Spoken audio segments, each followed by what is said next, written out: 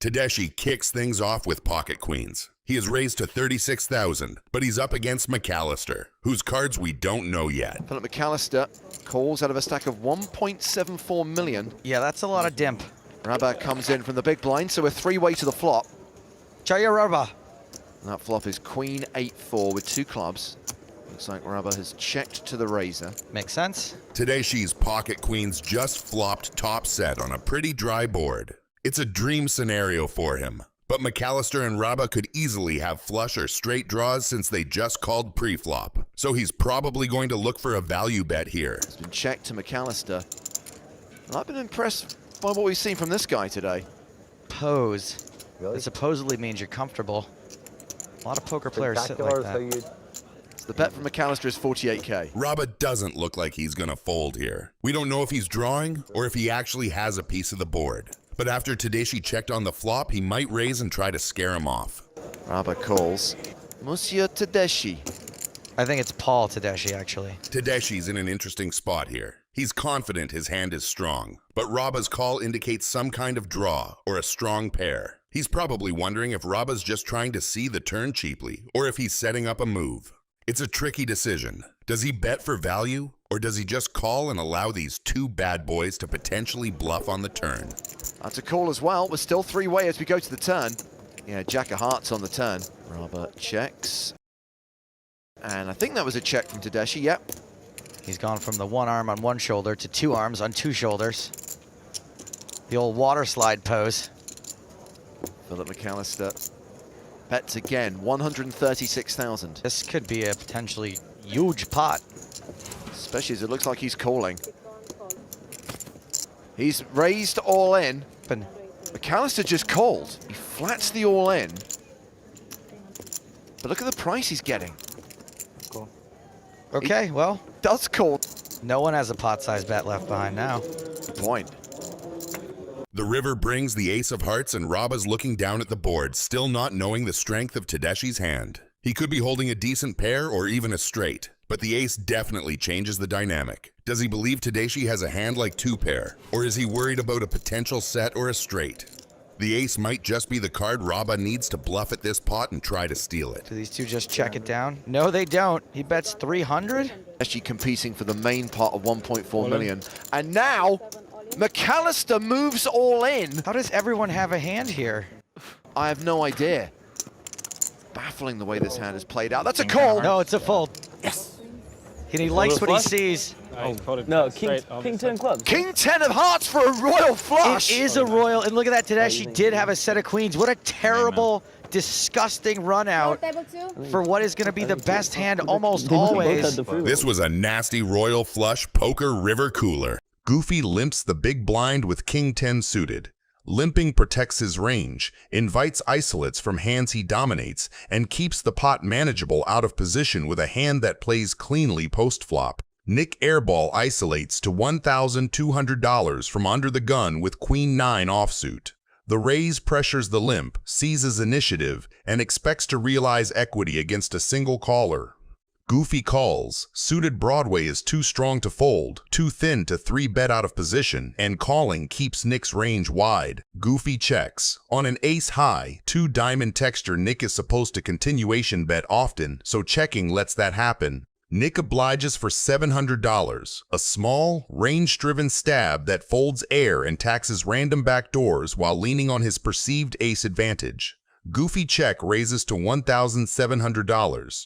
King 10 of diamonds is a premium semi-bluff, gut shot to Broadway, the king high diamond draw, and even a royal flush. Raising clears out weak queens and 5s to 9s, charges worse draws, and starts a pot that can realize maximum value when diamonds or Broadway materialize. Nick calls with middle pair and position, keeping bluffs in and retaining control of the pot size. Bang! The third diamond lands and Goofy upgrades from a draw to the nuts. With his story perfectly coherent after the flop raise, he leads $2,000. Leading now Prince, worse diamonds pay, stubborn Queen X pays, and some Ace X talk themselves into continuing because the Jack is a counterfeit scare rather than a clean killer in their minds. Goofy goes for a small, irresistible value bet of $3,500. After check raise, lead, and a blank river, this size targets exactly what Nick shows up with most often. Makes the call. Royale. Royale with cheese. Helpy is looking down at ace-king suited. Pre-flop, this is the classic Finland on Finland friendly fire set up as a quiet cooler. Helpy opens absolutely standard with stacks this deep. Sointila finds pocket aces in late position and 3-bets to 12,000, also totally routine. He wants value from all the big Broadway hands and pocket pairs that will hate folding pre-flop. Helpy just calls, which is fine and probably best. 4-betting turns his hand face up and lets Sointila play perfectly. Flatting keeps Sointila's entire 3-bet range in, disguises the suited monster, and sets up a lot of future boards where Helpy can either represent big strength or actually have it. The flop comes a dream and a nightmare at the same time. Helpy's check is really good. His hand doesn't need protection, and he wants to give Sointila every chance to c-bet with overpairs or bluffs. The turn only makes things worse for aces. Helpy is still sitting on the stone nuts and checks again, continuing with his failed attempt to trap. Sointila's second check is basically him resigning to showdown mode. He beats all the bluffs but is drawing dead versus any club. Helpy finally reaches for chips and chooses 6,000. A classic please pay me sizing. It is small enough that aces without a club feel priced in, but big enough to matter. From Sointila's seat, this is actually a very foldable spot. He holds no club, the line never looks like a bluff, and Helpy's range has far more club combinations than his. But when you start the hand with aces, it is hard to hit the brakes on the river for such a small amount. Pre-flop you have. Schwan is looking down on pocket nines. Dylan opens to $150 with King-Jack suited, classic live open that leverages position, plays well multi-way, and keeps dominated broadways in. L.A. Dylan 3-bets to $400 with ace-8 suited, a light but sound squeeze that blocks the strongest 4 bets, takes initiative, and retains playability when called. Schwan cold calls with pocket nines in the small blind versus a wide squeeze and a single open. Set mining is priced in, and nines also realize well on many flops. Dylan closes the action by calling King-Jack suited, doesn't want to 4-bet and face a jam. It realizes equity cleanly in position. Schwan checks her underpair on a paired 2-diamond board. Leading folds worse and isolates better. Dylan checks in the middle 2 overcards but no diamond and sandwiched between ranges, so pot control is best. L.A. Dylan stabs $500 into a multi-way pot. That bet folds a chunk of ace-highs underpairs, charges diamond draws, and keeps his c-bet range balanced with some bluffs. Schwan calls. Nines beat a lot of L.A. Dylan stabs and can improve. Raising mostly turns her hand into a bluff versus better tense flush draws. Dylan lets it go. No diamond, poor visibility. The 3rd diamond lands and an overcard to Schwan's nines arrives. Schwan checks again, keeping her range uncapped and avoiding getting blown off equity by a check raise. From her seat, L.A. Dylan's flop stab can include many single diamond floats. Forcing those to fire again has value. L.A. Dylan checks back, very disciplined with ace-8 no diamond. His turn barrel would target mostly stronger hands and invite check raises from Schwan's diamond holdings. Checking preserves showdown value versus busted floats and protects his range for when she does show up with slow-played flushes. 4 diamonds on board plus straights complete. Ranges compress and many 1-pair hands hate life. Schwan leads for $2,895. Really? I played this so bad then. Andy is looking down on ace-4 suited in a 3-way pot. Mariano raised to $500 with King-10 suited, and Charles 3-bet to $2,000. Could we see a cold 4-bet? No, he's going to call, though. Mariano is going to 4-bet, though. Charles calls. Andy may be considering something. Good call. He just calls. The pot is $27,000 pre-flop. They all have an equal chance for now. Let's see what the flop brings. Oh, no!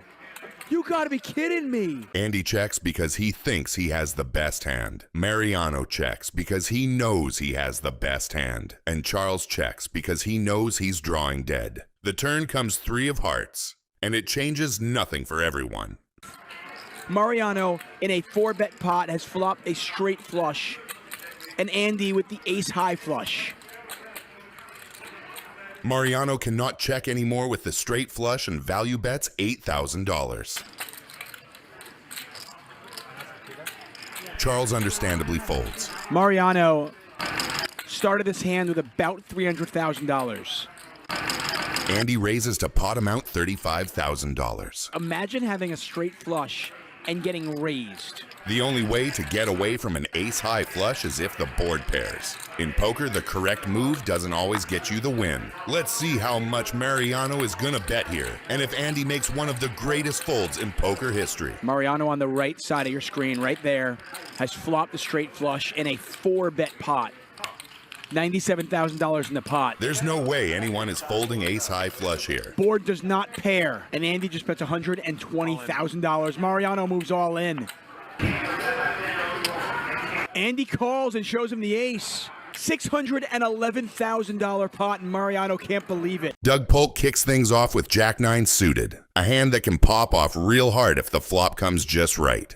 Doug has already 3-bet his opponent raised, trying to portray strength. As he is calling, I am inclined to tell you that Owen, the guy with the pocket tens, is an amateur, and I think this is his first professional table. Imagine playing versus one of the biggest names in the game on your first table. Doug hits 2 pair on this flop. Owen's got some escape hatches, though, in the form of an 8 for a straight or, of course, a 10. After the flop delivers a 2-pair for Doug Polk, I am starting to worry about our friend Owen here. He is indeed holding a good pair and has an open-ended straight flush draw, but Doug is currently holding the nuts and is looking to apply pressure with another $4,000 bet. Our amateur has a big decision to make, so he naturally takes his time, but ends up calling. I bet he is feeling the straight on the river. How much do you have behind here? It's like 23, 43, 50? 50? Oh my goodness. Nice turn card for Owen. Not only does he have the straight, he's got straight flush redraw. With the straight on the turn, Owen now takes 35 seconds to decide that he wants to bet more than half the pot for $10,000. But don't worry, I have sped it up for you. Owen goes for a 2/3 pot bet. Sets up a nice-sized river shove, should he get called. After the amateur bet, Doug's call was almost like a snap call compared to how long they're taking to decide this game. Doug's not going to go anywhere. 2-pair just yet. And there's the straight flush. Wow. All in. Owen does go all in. Really brutal. Wow. Wow. But if Owen taking so long to decide wasn't enough, Doug Polk contemplated the laws of the universe for 1.5 minutes before making his decision. But once again, I have sped up to his decision. Let's check it out. Queen X of diamonds. I have so many hearts, though. Doug is just trying to think of hands that he beats. I don't like this one bit. I don't like this one bit. Yeah, maybe Owen has king, queen of diamonds exactly.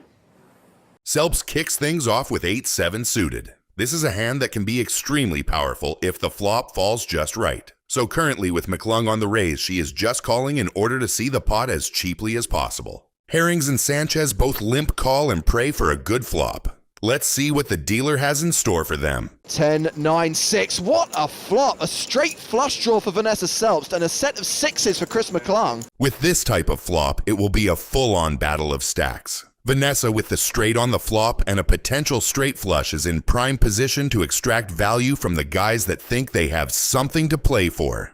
And McClung with his set of 6s does exactly that. He bets more than $1,000, inflating the pot for Selps. Herring also flopped pretty huge, like his arms. After this attempt at humor, Selps and Herring limp into the turn, and Sanchez folds, which is kind of disappointing because Selps could have extracted more value before the turn. And there is the straight flush for Vanessa Selps. Now that Selps has the straight flush, she is unbeatable and is begging that somebody raises. But unfortunately for her, I don't know if they read her or it was pure luck. Both McClung and Herring check, which Selps then follows. The river delivers the 10 of clubs, which is the perfect card to bait McClung into thinking that having a full house is somehow the strongest hand on the table. which he 100% falls for and bets $4,000. He doesn't want anyone who isn't committed to the hand to be playing it. Selps takes her sweet time in deciding what to do, which is understandable. When you know you have the best hand on the board, you have the tough decision to make on what size raise do you make to extract maximum value. Owen. She moves all in. Herring folds. Decision on McClung. Herring understandably folds this wild all-in raise from Selps, but I am wondering whether McClang will take the bait with this full house that he has. It is bottom full house. Maybe he gets away. I call. No, he calls. Doug Polk kicks things off with 7-5 suited. His stack is huge compared to most people on the table, so he can freely fish for a straight or a flush here. 6 raises to 7. Whoa. Jungleman, though, is not looking to play around with small raises. He has pocket queens and is determined to make anyone that is looking to play pay the high price of $7,000. Now that everyone but Doug Polk has folded and it is his turn to act, what do you think his next move will be? How much you got here, Jungle? After sizing up Jungleman's stack for a while, Doug Polk decides that his potential straight flush with the 7-5 is worthy enough and fires a call that will send us straight to a crazy flop. Ooh, fun board. If it's a split pod, Double gut shot for Doug. You move your hand, your hand's in the way. The rainbow flop discourages Doug Polk a bit. He opens with a check, which sends Jungleman into bet mode, and he shoots a $5,000 bet. To which, after some pretend sizing up, Doug decides to call once again. Despite the turn improving his straight flush draw, Doug Polk decides to wait it out and checks. To which, as if by a clockwork, Jungleman and his pair of queens go on the offensive. He fires almost a pot bet worth $21,500. Now everything is on Doug Polk and his belief in at least hitting the straight. I might sound a bit like a fish, but I am definitely folding it right here. What about you? Do it, Doug. Do it. I think he will. This is my guess. Fold equity available, double gutter plus flush draw, 7 high out of position. Owen. Yeah. much? It's your stack. All of them. Pretty much a snap call here. How much? It's your stack. Do you want to do more? More than twice? One time, man. The viewers at home want to see it one time. You guys just have to agree to it. It's probably going to be a Twice is good. Okay. 2 times. $185,000 in the middle. All right, do it twice. Oh, Oh, that's shit. Dougie. Oh, we're trading. That That is is a straight flush. Flush. It's good to win the first one. Daniel is looking down at Queen Jack suited. 2 players before him have called a pre-flop raise, but he decides to 3-bet to $400. Bo is in the tank, and by the look on his face, folding is not even an option. He's got Queen 5 offsuit, no position, and just watch Daniel fire a 3-bet. What is he even thinking? He just calls, and Dat right after him calls too, holding King 9 suited. A hand that looks way prettier than it actually is when sandwiched between a 3-bet and a call. Jake's turn now, and he also decides to call with 3-4 suited while getting a massage. Damn, that looks good. In fact, I'm gonna visit my Thai masseuse after I finish this video. Wow. That's a nice flop for Daniel. Not so much for Jake, though he may not think that right now. Top 2 for Dat as well. Bo, somehow still alive in this hand with Queen 5 offsuit and 0 clubs, fires $500 into a $2,000 pot like he's playing an entirely different game. Is this a bet or a donation? Dat makes the call with top 2 pair, but he knows better than to get frisky here. In a 4-way pot with 3 clubs on the flop, raising would be like poking a beehive and hoping for honey. Jake raises to $3,200 with just a baby flush, and while that might technically be a made hand, it's far from safe. He's not repping the nuts. He's just hoping to scare off anyone sitting there with a single club and a decision to make. Daniel just flats with the second nut flush, a move that keeps the pot manageable, but might come back to haunt him. A raise here could have smoked out any 1-club hand still chasing that dreaded nut flush, but instead, he opts to play it cool. I fold. Ah, that club is going to kill Daniel's action despite him having the super nuts. Daniel moves all in right away and Jake folds. Wow. I know what to do. I fluffed a nut. Oh my god. Thank you. Straight flush. Is that crazy though? $383,000 pot. Ryan is looking down on ace-deuce suited. He got involved in a few bad beats that night, but little does he know the worst is yet to come. Nick airball takes the button and turns pre-flop into a leverage spot built on position and blockers. His small 3-bet keeps his range wide and the stacks deep, daring the blinds to define themselves out of position. Ryan answers with a chunky 4-bet from the blind, the classic polarized blend of premiums and suited wheel aces that block 5-bet value. Nick's 5-bet to 33K is deliberately petite and keeps everything playable. That sizing telegraphs polarization 2 hands happy to shovel later, and a few suited high-card bluffs that block premium combos and still see flops well. King 9 suited is exactly that kind of wolf in sheep's clothing. It removes King X from Ryan, plays clean on Broadway boards, and retains disguised equity on monotone textures. Ryan's call with ace-2 suited preserves his 4-bet bluffs and defends his story, but it consigns him to the worst seat in a 5-bet pot and leaves him short on nuttiness unless he specifically shows up with the ace of hearts. 68,000 almost already in the middle. The flop is a monotone Broadway dream for the button, and Nick has the dream within the dream King of Hearts and 9 of Hearts for the straight flush. On these boards, the 5-better naturally owns the suited high card advantage, so his small continuation bet works on every level. It pressures ace-high and medium pairs. It denies a cheap look to hands with a single heart, and it looks perfectly routine whether he's bluffing or holding the nuts. Ryan's call keeps his range wide but already shaky. With ace-2 of diamonds, he has no flush equity, no pair, and no blocker to the nut region Nick actually represents. He's floating almost entirely on the belief that later aggression will fold out hands like red queens or a single king of hearts. The problem is structural. Without the ace of hearts in his hand, his story is missing its cornerstone. Every call he makes builds a pot he'll be forced to bluff later with nothing to lean on. The turn is a blank for Ryan's real hand and a test of discipline. When Nick bets again for 26K, it's the kind of second barrel that keeps pressure on weak pairs and teases calls from single heart holdings. While we wait for Ryan's decision, I would be very grateful if you hit the like button. It helps out a lot. Thank you. What is Ryan doing? He raises. Ryan turns to the only weapon he has and check raises to 80K. On paper, it's a move that can make sense. A blind who 4-bet pre and check the flop can credibly represent slow-played ace-high flushes or overpairs containing a big heart. The trouble is combinatorics. Against Nick's 5-bet range full of king-high and ace-high suited broadways, you need the ace of hearts or king of hearts in hand to strip value from his continuing region. Without it, you're bluffing into a range that simply doesn't fold. You can see Ryan rolling his eyes at himself. Nick's decision to flat rather than jam is the final layer of control. It keeps Ryan's bluffs alive, invites another shove from weaker value, and guarantees a river spot where his straight flush is untouchable. Owen.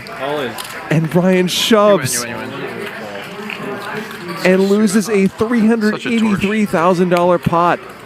Ah, what a stupid Wow. Daniel Negreanu opens the action with ace-queen, one of those classic Broadway hands that works beautifully as a raise. Come on, Daniel, every hand? Yes, every hand. Jeez. Every hand till Saturday. Saturday, he gets his highlights touched up. But when Barbaro calls with pocket deuces, he is entering the hand with a completely different script. Small pairs are not strong in isolation. Got Kenny. Asham and Kenny call. Here we go. Got some of that Luke's Cannon money. For Negreanu, this looks like a board he can lean on. The paired deuce means there are fewer combinations of trips available, and with his pre-flop raise, he can credibly represent all the strong aces and overpairs. So he fires $3,000, aiming to pick up the pot uncontested or extract value from pairs below the ace.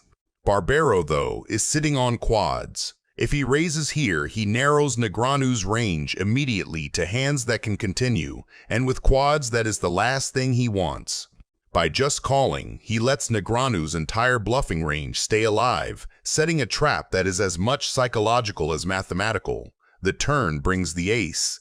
This is where the hand shifts. For Negreanu, the ace is one of the best cards in the deck. His hand improves to top pair, top kicker, and it strengthens the story he's been telling since pre-flop. But this same card is a gift to Barbaro. Now Negreanu is less likely to slow down, more likely to stack off, and completely unaware he is drawing dead. Negreanu checks, perhaps to control the size of the pot, but Barbaro is not letting this street pass by. He bets $9,200, a number that looks perfectly believable as a value bet with a medium ace or even a stubborn pocket pair. Negreanu calls, convinced he is still far ahead of the likely range. Negreanu checks again, expecting Barbaro to take a stab. Barbaro obliges with $20,000, a sizing that pressures Negreanu's entire calling range but still looks callable with top pair. From Negreanu's seat, folding feels impossible. I'm thinking like sixes or sevens.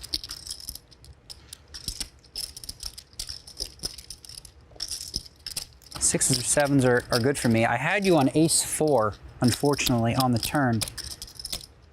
So if you had ace-4, then you just made a straight. Huh. Drop the stakes you play at in the comments and whether you're an online grinder or live game player. Let's see if we're running with high rollers or micro warriors. God, I don't like that river. Such a good river for you. If you put me on jacks, right? You figure I have jacks, you have to bet that river card now. So many, I leveled myself with the pause in the turn. You know what I mean? On the turn, I studied, and like sort of changed my range in his eyes, which forces me to go like that. Daniel calls. I had the nuts. Oh, that's good too. Quads! Cats is holding 7-4 suited. Pre-flop, this heads-up pot begins exactly the way high-level players expect it to. Cats opens the small blind with 7-4 suited, raising to $240,000. In a full ring game, that hand is usually folded, but heads up, ranges widen dramatically. The flop comes, and on the surface it feels like Bonamo has won the lottery. He checks to the razor, which fits normal strategy. Cats is expected to continuation bet frequently. Cats, however, has hit something better. With his 7, he has essentially the nuts, unless Bonamo draws another ace, and if by any miracle another 7 comes, it will be the perfect opportunity to trap Bonamo. By checking, Cats keeps his range looking capped and gives Bonamo full freedom to start telling a value story on later streets. The turn is the 5, which changes very little for the core battle between the two ranges. Draws do not really improve in a meaningful way. The board is still defined by the ace and the 7s. Now Bonamo steps out with a bet of $275,000. From his point of view, this is a natural value bet and protection play. Cats just calls. Raising the turn would advertise real strength on a board that is already hard to bluff. The river brings the final 7, putting quads on the board.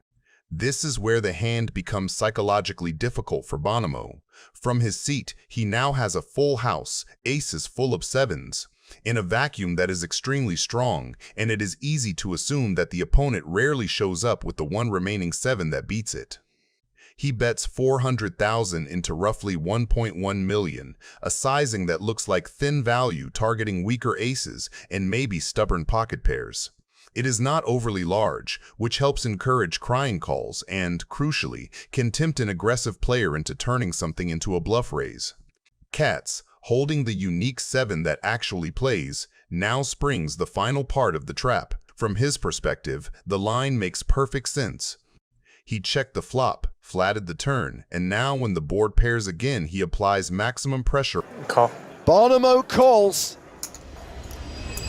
And now, the amateur has the advantage in this heads-up battle. Jennifer Tilly kicks things off with a pair of 5s. But she's up against Holdem with ace-king offsuit, who has raised to $2,500 in this crazy poker cash game. Daniel's out. Tilly, pocket 5s. Should be an easy call.